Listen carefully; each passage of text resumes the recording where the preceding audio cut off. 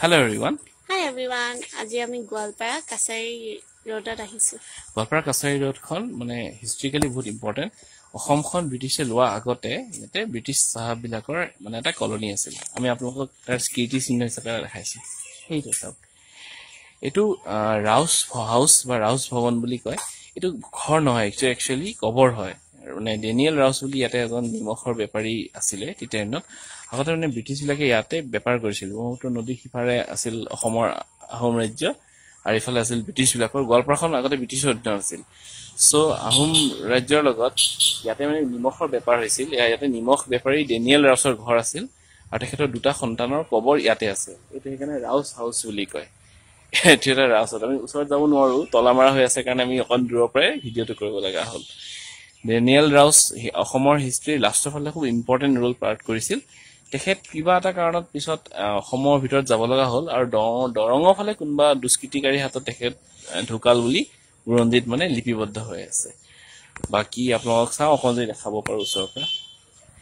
এইটোৱে হ'ল Rouse house. আমি অকণ ওপৰৰ পৰা তুলিব লগা হৈছে দূৰৰ পৰা।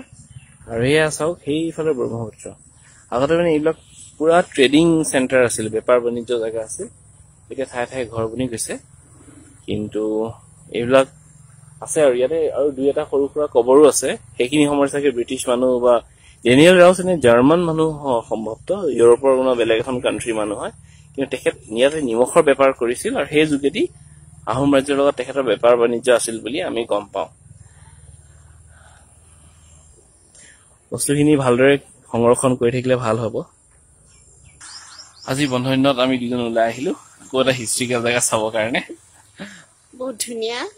আৰু আপোনালোক আহক হিষ্ট্ৰিকেল জেগাবোৰ চাবলৈ। অসমৰ জেগাবোৰ অকণ চালে ফেমাছ হ'ব, অসমৰ বিষয়েও বহুত নাজানা কথাও গম পাব।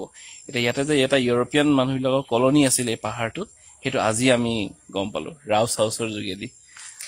আৰু এইফালে ডাঙৰ ব্ৰহ্মপুত্ৰ। আৰু এইফালে ইমান ধুনীয়া ব্ৰহ্মপুত্ৰ। হয়, আহক আপোনালোকে চাব গোটেই অসমখনক। বাকী সকলোৱে হলিডে আজি এনজয় কৰক। Happy holiday. Happy holiday. Happy weekend.